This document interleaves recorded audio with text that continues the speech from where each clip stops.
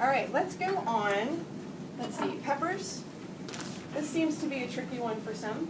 I see some nodding. All right, I'm going to show you maybe a little cheat for peppers, okay?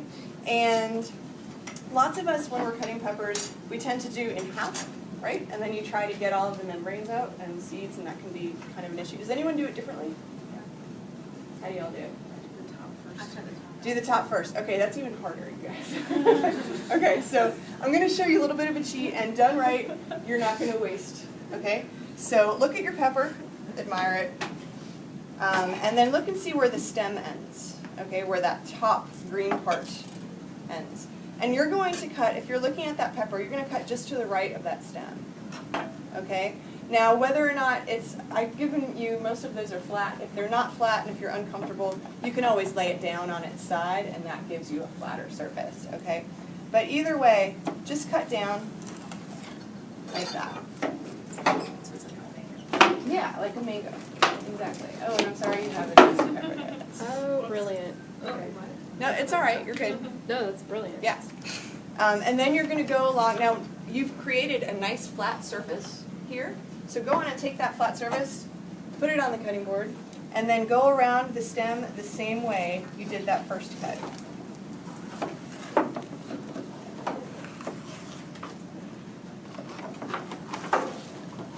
Good. How's everyone doing? Good. And then with that little bottom part, if you do have it, you can just make a nice little cut, and you'll get a little square that looks like this. Again, a nice, flat, easy to cut shape. Is everyone with me so far? Jules, you good? There you go. Yep, there you go. Everyone good? Okay. And then, depending on your taste, your preference, how pretty you want your pepper, okay? Some of them may come out looking like this, with no membrane. Some of them may come out looking like this, with a little bit of membrane. And so this is something, again, your preference. You can either pull it out with your fingers, or you can use your knife and sort of fillet along the edge. But that is completely up to you guys, okay? So whatever you want to do. But once you have this rectangle, or square, whatever, you're able to lay it on your cutting board, and we're going to cut it into strips, and these are going to be called batons, all right? So cutting it into lengthwise strips.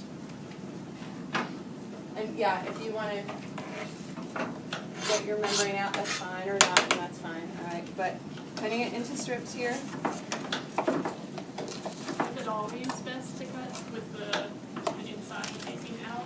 It is up to you. It depends on how flat your pepper surface is, Yeah. okay?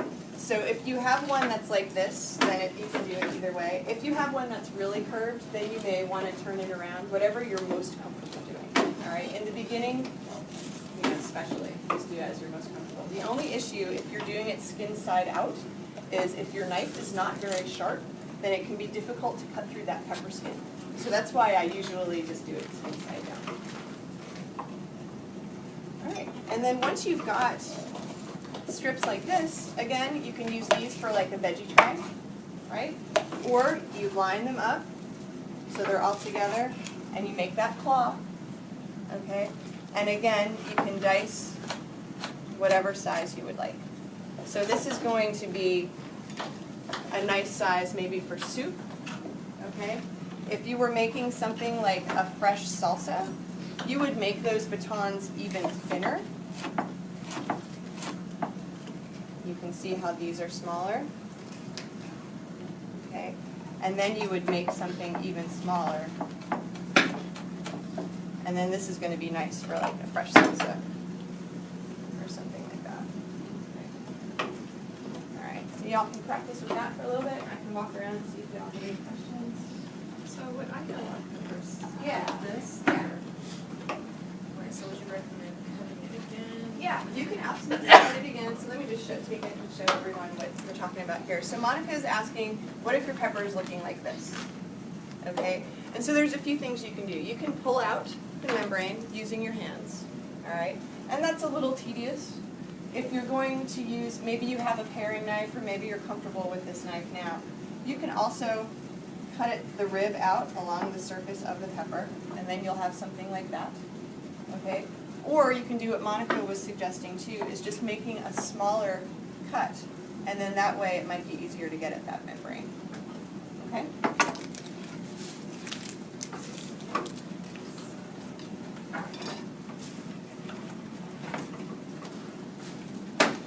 So when it's big, do you try to do the claw thing when it's all wiggly? The claw thing is to help it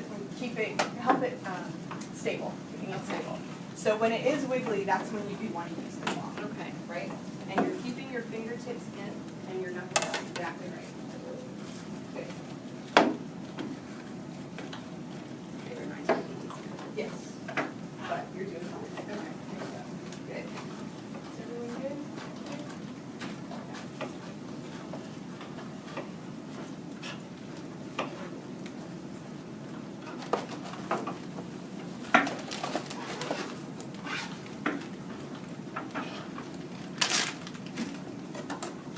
And again, when you're cutting these, just like I said with the onion, you want to try and keep that tip of the knife on your cutting board, right? So if anyone watches basketball, I don't know if anyone does,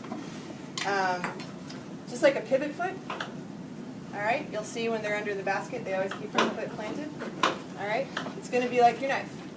You always keep the tip planted, and you move this side, okay? And that's how you have the most control. Oh, nice. Can you show that again? Yeah, of course. So if you have your knife on the board, you're going to keep your tip planted on the board.